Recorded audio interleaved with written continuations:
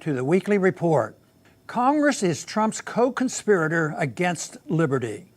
Imagine that President Trump spent his phone call with the Ukrainian president threatening to withhold military aid unless the Ukrainian government agreed to use the money to purchase weapons from a U.S. manufacturer.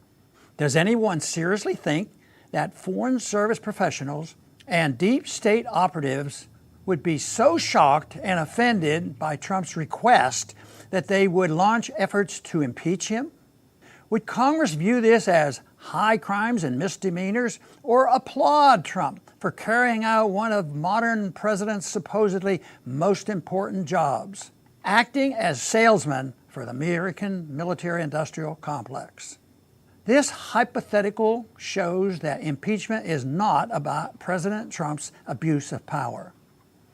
Instead, it is an attempt to make sure President Trump and all future presidents confine their abuses of power to items that advance the agenda of the political establishment.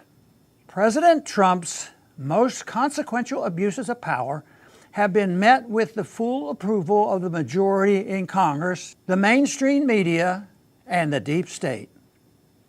For example, when President Trump launched military action in Syria without obtaining a congressional declaration of war, there were no calls for his impeachment.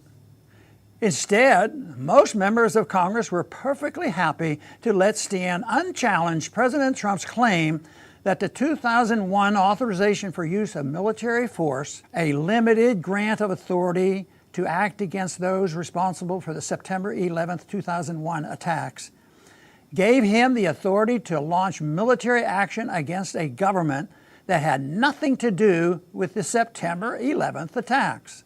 The only times Congress rebukes President Trump's foreign policy is when he speaks favorably about pursuing peaceful relations with Russia or ending U.S. involvement in no-win military conflicts. This hypocrisy extends beyond foreign policy. Many Democrats who claim that President Trump is both a fascist and mentally unhinged are eager to ensure President Trump can continue to conduct warrantless surveillance on every American by reauthorizing Section 215 of the Patriot Act.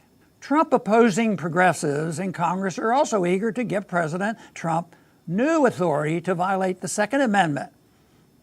Even those progressives who say they believe Trump is a deranged fascist did not object when he endorsed red flag laws that give the government power to, as President Trump put it, take the guns first, go through due process second. Perhaps the most sickening example of Trump's congressional opponents' hypocrisy is how many of those fretting about the safety of Ukraine Gate whistleblower are silent about or supportive of the Trump administration's complicity in the inhumane treatment of WikiLeaks founder Julian Assange. They are also silent about the U.S. government throwing Chelsea Manning back into jail because she refuses to help the U.S. prosecution of Mr. Assange. All modern presidents have exceeded constitutional limitations on their power and thus could have, and maybe should have, been impeached.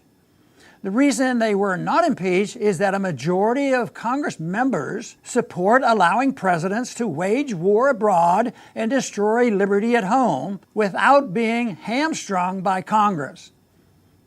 The only real dispute among the political class is which party should wield the levers of power. Restoring constitutional limits on government power and thus protecting liberty depend on spreading ideas and building a movement.